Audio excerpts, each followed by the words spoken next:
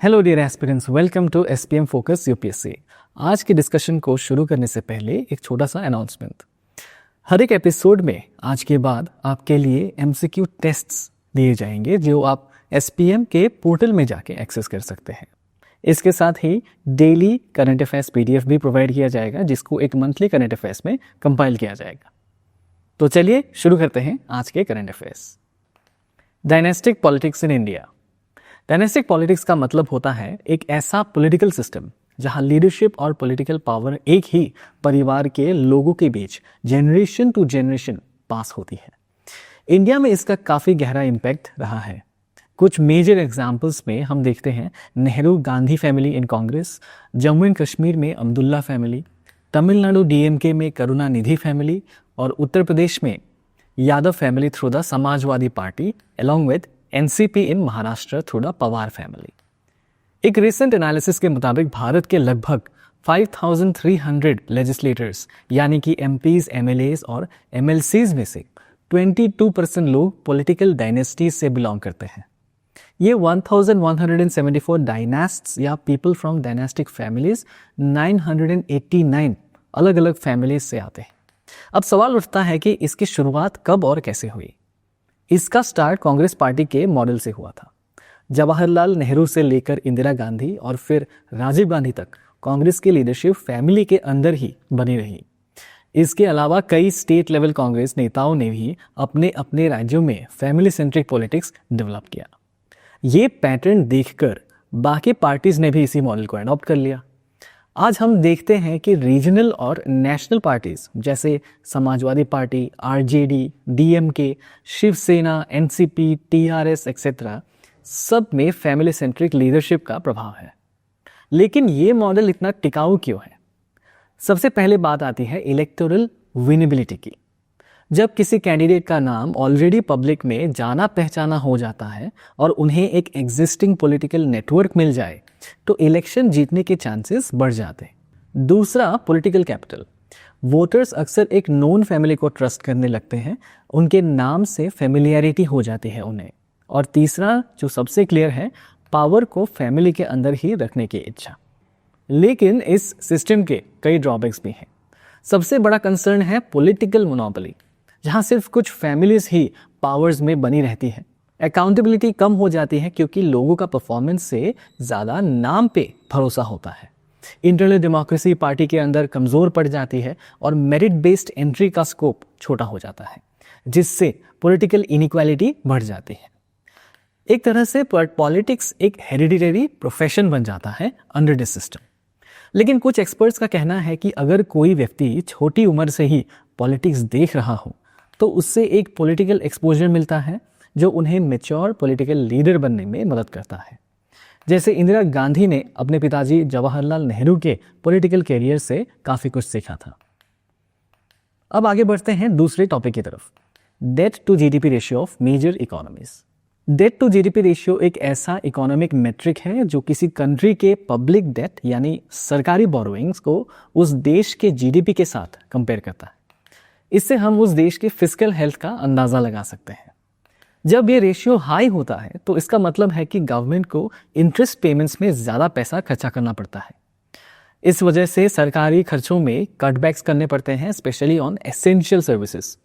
ये long term debt servicing future generations को भी इम्पैक्ट करता है। साथ ही ये प्राइवेट इन्वेस्टमेंट को भी क्राउड आउट कर देता है। IMF का लेटेस्ट फिस्कल मॉनिटर रिपोर्ट के अकॉर्डिंग 2029 तक global public debt 100% of global GDP से ऊपर चला जाएगा। 2025 तक ये पब्लिक डेट अपने हाईएस्ट लेवल पर पहुंच जाएगा, सेकेंड वर्ल्ड वॉर के बाद से पहली बार। 1940s के लेट फेज में भी ऐसा ही था जब कंट्रीज ने post world war II reconstruction के लिए हेविली बोरो किया था। आज के टाइम पे ये बढ़ता हुआ डेट कुछ स्पेसिफिक चैलेंजेस की वजह से है, जैसे डिफेंस पर बढ़ती एक्सपेंडिचर डिमांड, क्लाइमेट चेंज के चलते डिसरप्शंस और नए टेक्नोलॉजीज जैसे AI से निपटने के लिए एडिशनल इन्वेस्टमेंट्स की ज़रूरत।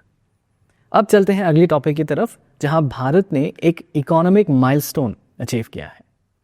India's foreign exchange reserves have crossed $700 billion. Reserve bank of India के लेटेस्ट डेटा के मुताबिक इंडिया के फॉरेन एक्सचेंज रिजर्व्स पहली बार $700 बिलियन का लेवल क्रॉस कर चुकी है। ये एक हिस्टोरिक अचीवमेंट है। फॉरेक्स रिजर्व्स का कंपोजिशन देखें तो इसमें सबसे बड़ा हिस्सा होता है फॉरेन करेंसी एसेट्स का, जो इस टाइम $570.4 बिलियन के आसपास है। उसके बाद आता है गोल्ड रिजर्व्स जो $108 बिलियन के आसपास है। SDRs यानी स्पेशल ड्राइंग राइट्स की वैल्यू है अभी $18 बिलियन और IMF रिजर्व पोजीशन में अराउंड $4 बिलियन है। इस डेवलपमेंट के बाद भारत दुनिया में 4th largest forex reserves holder बन गया है। सिर्फ चाइना, जापान और स्विट्जरलैंड हमसे आगे हैं। और जब हम इंटरनेशनल फिस्कल कंसर्न्स की बात कर ही रहे हैं तो चलिए बात करते हैं एक नए इनिशिएटिव के बारे में जो डेवलपिंग कंट्रीज की मदद के लिए शुरू की गई है, Sevilla forum on debt. Geneva में UNCTAD यानी United Nations Conference on Trade and Development के 16 सेशन के दौरान सेविला फोरम ऑन डेट का लॉन्च हुआ है। ये फोरम स्पेन की सरकार के लीडरशिप में UN बॉडीज के कोऑपरेशन से शुरू की गई है। इस फोरम का मेन ऑब्जेक्टिव है उन डेवलपिंग कंट्रीज की मदद करना जो डेवलप्ड कंट्रीज से लोन ले चुकी हैं लेकिन रीपेमेंट में सक्षम नहीं है। सेविला फोरम उनकी फाइनेंशियल सिचुएशंस को रीस्ट्रक्चर करने में मदद करेगा, जैसे कि रीपेमेंट टर्म्स को रिलैक्स करना या फाइनेंशियल बर्डन को रिड्यूस करना। ये इनिशिएटिव ग्लोबल साउथ की तरफ एक सपोर्टिव अप्रोच को रिफ्लेक्ट करता है, जहां लोन रिस्ट्रक्चरिंग को डेवलपमेंट के एक टूल की तरफ देखा जाता है। और अब चलते हैं आज के अंतिम टॉपिक की तरफ, जो एक स्पिरिचुअल और सोशल रिफॉर्म के लीडर के सेंटेनरी ऑब्जर्वेशन से जुड़ा है। श्री नारायण गुरु महासमाधि सेंटेनरी। राष्ट्रपति जी ने हाल ही में केरला के शिवागिरी मठ में श्री नारायण गुरु के महासमाधि सेंटेनरी का उद्घाटन किया है। ये एक महान सोशल रिफॉर्मर, फिलोसोफर और स्पिरिचुअल लीडर थे जिन्होंने केरला के कास्ट रिडन समाज में एक गहरा परिवर्तन लाया था।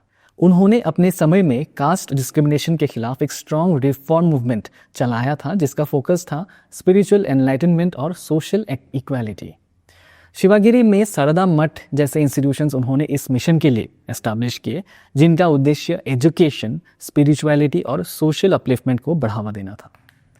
उनका बहुत ही फेमस स्लोगन है, one cast, one religion, one God for all. Kerala में आज भी ये एक पावरफुल सोशल मैसेज माना जाता है।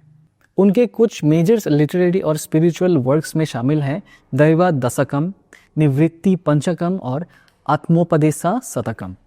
उनकी टीचिंग्स ने वाइकोम सत्याग्रह जैसे मूवमेंट्स को भी डीपली इन्फ्लुएंस किया था, जिसका उद्देश्य टेम्पल एंट्री के लिए कास्ट बेस्ड बैरियर्स को तोड़ना था। आज उन्हें एक संत, एक फिलोसोफर और एक महान समाज सुधारक के रूप में माना जाता है, जिन्होंने केरला के समाज को रिफॉर्म किया। तो डियर एस्पिरेंट्स, ये थे आज के इंपॉर्टेंट डेवलपमेंट्स। मिलते हैं कल एक नए एपिसोड में। Till then, this is focus UPSC signing off. जय हिंद।